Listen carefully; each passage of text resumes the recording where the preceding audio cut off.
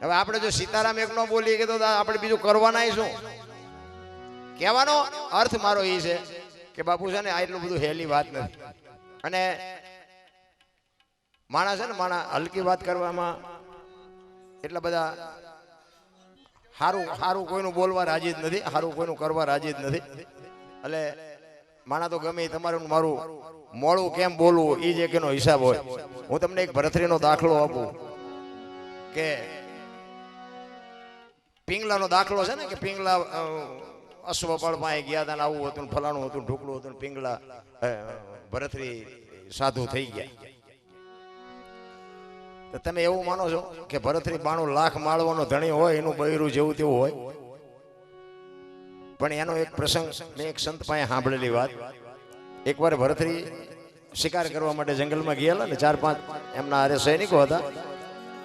શિકાર કરી અને એક ગામડાની બાજુમાંથી નીકળ્યા ને એક શમશાન યાત્રા જતી હતી. શમશાન યાત્રા જતી હતી. શમશાન યાત્રામાં પુરુષો બધા જતા, તેમાં એક પાછળ એક બાઈ છે ને, બાઈ બાપુ માથા પછાડતી જતી હતી, વાળ તોડતી જતી હતી, રોતી જતી હતી. એટલે ભરથરી ને એના સૈનિકો બધા આમ એક બાજુ હાલ્યા જતા. એને એમ થયું કે શમશાનમાં બૈરા નો જાય, પણ આ બૈરું કેમ જાય છે? આ બૈરાને શું હગું થતું હશે? એટલે આમ શમશાનની બાજુમાં આમ ઘોડા ઉભા રાખીને એક બાજુ જોવે છે કે આપણે જોવું છે આ બને છે શું. બેન ને બે જણાએ પકડી રાખી છે અને બેન ને કહે છે કે ભાઈ બનવાનું હતું, જે બની ગયું, ફલાણું ઢોકળું રામ ને તેમને એ લાકડા ગોઠવીને એ ભાઈને એમાં એની માથે ગોઠવી અને દિવાળી મૂકીને અગ્નિ પ્રગટી ગઈ. અને બાઈએ બાપુ જોંટ મારી નીકળી ગઈ, હળગતી અગ્નિ માથે ચડી ગઈ. ભાડ ભાડ ભાડ ભાડ ભાડ બાપુ ભરથરી જોવે એમ એ દીકરી જીવતી હળગી ગઈ, ઉકારો નો ઈ તો હળગી ગઈ. પણ બાપુ ભરથરીને વાઠ્યો હોય તો લોહી નો નીકળે. ઓ પાણાની મૂર્તિ જેવો થઈ ગયો, કરે તારી ભલી થાય તારી. જીવતી હળગી ગઈ. મારે પૂછવું છે કે મરી ગયો એ બેન ને શું હગું થતું હશે? એમાં કોઈ ભાઈ નીકળ્યો ને એટલે એને પૂછ્યું કે ભાઈ આ બેન જે અગ્નિમાં હળગી ગયા એ કે જીવતા હું કામ હળગી ગયા? એ કે જે ગુજરી ગયા ને એના ઘરવાળા હતા, એનો પતિ હતો. અને ભરથરીને એમ થયું ઓહો આ પતિ પત્ની એનો કેટલો પ્રેમ હશે, કેટલો આમને એક પોતે જીવતા જીવ, એક જીવન મરણ છે કુદરતનો ખેલ છે, પણ આનો પ્રેમ કેટલો હશે કે પોતે જીવતી હળગી ગઈ. ભરથરીનું મગજ બાપુ કામ નથી કરતું. ઘરે આવ્યો, ઘરે આવીને હિંડોળા ઉપર બેહી ગયો અને પિંગળા આવીને પૂછે છે કે પાણી આપું, ચા બનાવી દઉં, જમવું છે? પણ ભરથરી કાંઈ બોલતો નથી. પિંગળા કે છે શું કા તમારે આટલું બધું શેનું ટેન્શન? એ કે પિંગળા એક આજ મેં ચિત્ર જોયું ને, મારું મગજ હજી કામ નથી કરતું. કે પણ એવું શું ચિત્ર હતું? એ કે ગામની બાજુમાંથી નીકળ્યા, શમશાન યાત્રા નીકળીને એક એનો ઘરવાળો ગુજરી ગયો હતો. એક બેન હતી ને, એનો ઘરવાળો ગુજરી ગયો તો એ ઘરવાળો તો કે ઠીક છે ગુજરી ગયો ને એને હળગાવ્યો, પણ એના ભેગી એની પત્ની જીવતી હળગી ગઈ. હું હજી મને મારા ચિત્ર, મારી આંખ સામે મારું એ ચિત્ર જાતું નથી.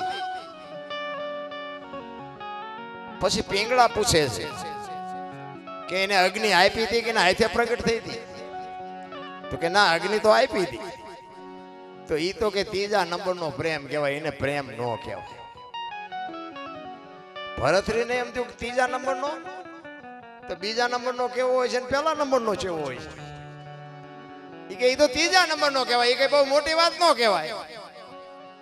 તો કે મને કહે તો ખરી પહેલા નંબરનો ને બીજા નંબરનો કેવો હોય? ઈ કે પોતાનો પતિ ગુજરી ગયો હોય ને ખોળામાં માછું લઈ અને જીવતી જાગતી પત્ની બેહી જાય અને જમણા પગના અંગૂઠાથી પ્રગટ થાય ને એને બીજા નંબરનો કહેવાય.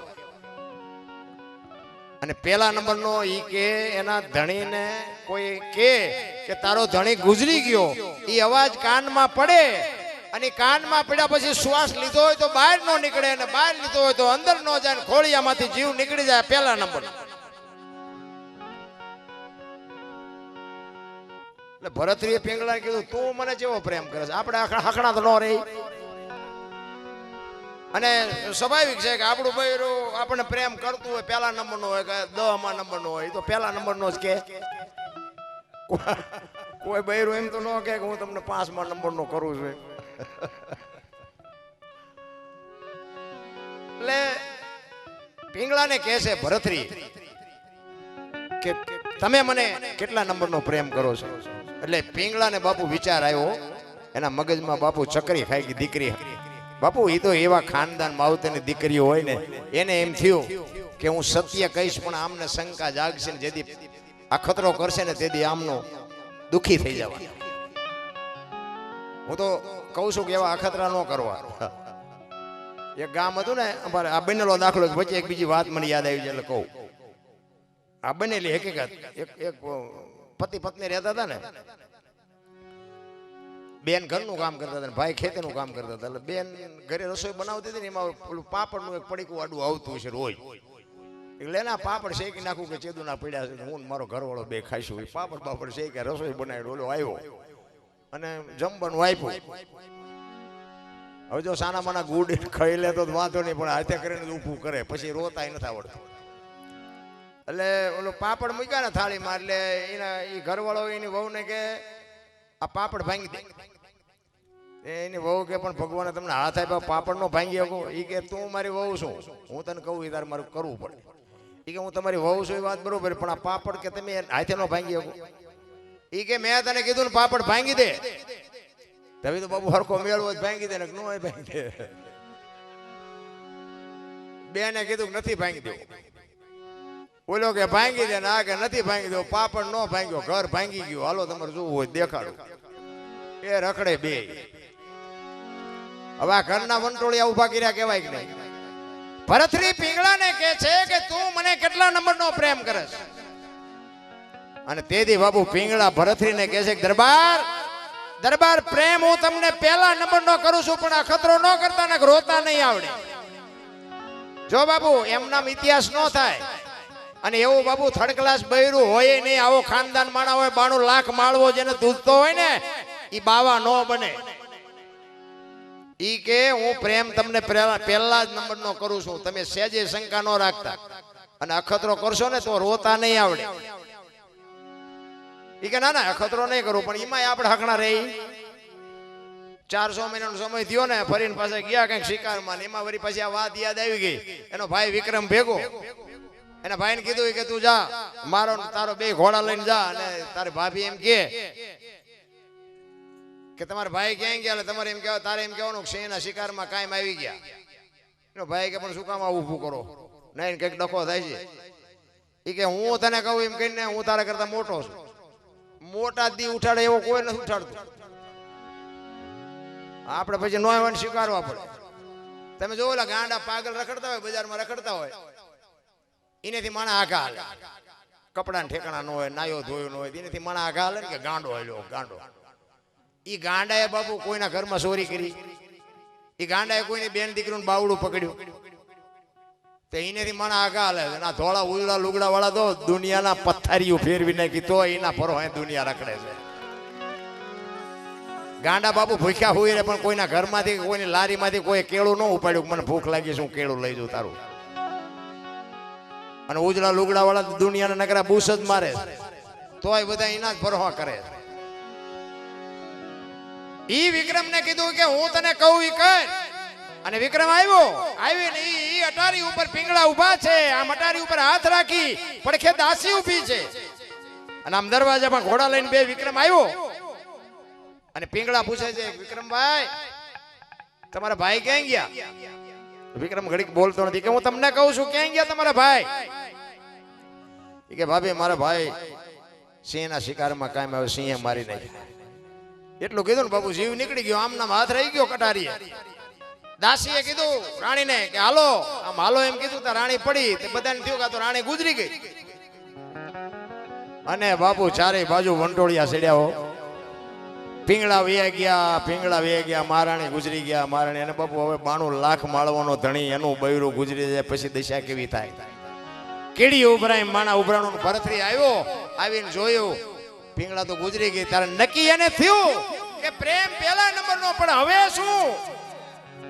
હવે શું કરવાનું? અને માથા મીડ્યો પસાડવા. પિંગળા મને આવી ખબર નહોતી. કોણ એને કે, કોણ જવાબ આપે? બધા સંભાળે ભરથરીને કે ભરથરી રાજા જે બનવાનું તે બની ગયું, ફલાણું ઢોકળું. પણ ભરથરી બાપુ પાગલ જેવો થઈ ગયો. ગુરુ મહારાજને બોલાવ્યા ને બધી શમશાન યાત્રા નીકળી ને વાહે ધૂળ ને બાસકા ભરતો આવે, વાળ તોડતો આવે, કપડા ફાડતો આવે.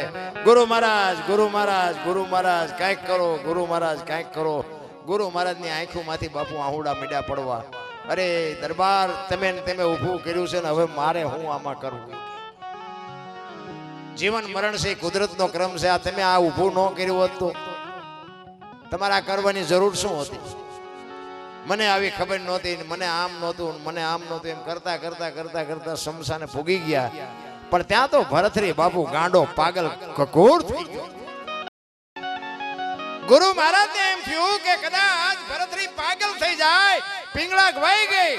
પણ આ 92 લાખ માળવો નોતારો થઈ ગયા. ભરથરી કદાચ પાગલ થઈ જાય તો 92 લાખ માળવાનું શું થાય? સદગુરુ બાપુ, સદગુરુની તમારી જો ભાવના હોય ને તો તમારી ચિંતા સદગુરુ કરતો જ હોય. પણ તમારી જો કંઈક સદગુરુ પ્રત્યેની તમારી લાગણી, કંઈક તમારો ભાવ હોય તો સદગુરુની દ્રષ્ટિ તો બાપુ શિષ્ય ઉપર હોય ને હોય. પણ સદગુરુને તમે, હું તો એમ કહું છું કે કોઈ નથી માનતા એવું ન કહેવાય મારે, પણ 90% બાપુ કન્ફ્યુઝ બંધાવી છે, કોઈ માનતું જ નથી. મારા જેવી અમુક મારી વાતો થોડી કડવી લાગે, પણ હજી તમે સમર્પણ કર્યું જ નથી સદગુરુની પાસે. સમર્પણ વિના બાપુ કોઈ વસ્તુ શક્ય જ નથી. હું તો અહીંયા 29 વર્ષથી 29 વર્ષથી અહીંયા આવું છું. કાંઈ ગાયવા ને કાંઈ ગયા, એમ ઈના ઈ છે, કાંઈ ફેર નથી પડતો. તો ઘણા એમ કે પણ તમારું હાલી ગયું, પણ અમે આ તળિયા ગઈ છે, તમારે કાંઈક તો ગવવું પડે કે નહીં? એમના નિમના બાપુ નથી સમજી કે બીજાની જ્યાં વાત કરવી. વાવ્યા વગર કઈ ઉગે નહીં અને વાવવું પડે, એની માટે રાહ જોવી પડે. પાદરા તમે વાવીને ગાડા લઈને જાઓ તો એમાં હું ફરવાના તમે? જરૂર તો બાપુ સમજવાની જરૂર છે. એક ઘડી આધી મેં પુનિયાદ કંઈક કરવાની જરૂર છે. એમનામ કઈ મેળ પડે એવું નથી. રામ ગુરુ મહારાજને એમ થયું કે હવે આ ભરથરીનું શું કરવું? પાગલ થઈ જાય. અને એમાં કુદરતને વાત રાખવી. અને એક ગોંદકાનો આત્મો આમ જાતો તો ભજનના બળથી સદગુરુ મહારાજ જોવે કે આત્મો સારો નથી, પણ ઈ આત્માને આમાં નાખું ને કદાચ જો પિંગળા બેઠી થઈ જાય ને તો ભરથરી અત્યારે મેળમાં આવી ગયા. બાકી ઈ પિંગળા પછી શું કરે એ તો મારો રામ જાણે. ભરથરીને બચાવવા માટે, ભરથરીને પાગલ ન થાય એટલા માટે ગોંદકાનો આત્મો બાપુ ભજનના બળથી બાપુએ પકડી અને પિંગળામાં નાખ્યો ને પિંગળાને બેઠી કરી અને ભરથરી ભાનમાં આવી ગયો. પણ અંદર બાપુ આખી દુનિયાને દુઃખ નહોતું, પણ ગુરુ મહારાજને એકને જ દુઃખ હતું કે આ સમજી ન હોય ગયો. પણ હવે આ પિંગળા શું કરે એનું કઈ નક્કી નહીં. અને પછી આજે અશ્વપાળનો ના કે જે કાંઈ બધો પ્રસંગ છે ને બધું બાપુ પછીનો છે.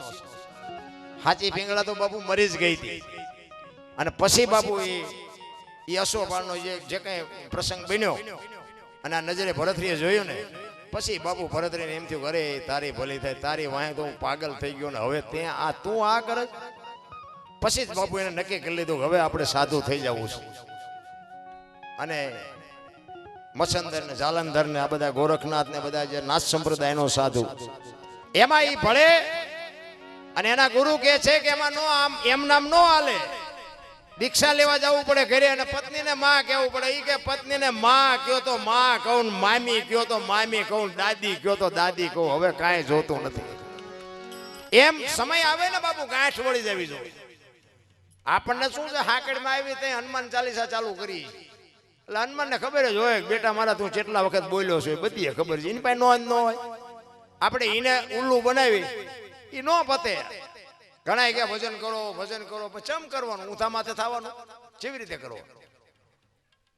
ઘણા એમ કે રાતે 12 વાગે જાગો, નાવ, પછી કે આમના મોઢે બેસજો, આસન નાખજો, ચોખા ઘીનો દીવો કરજો.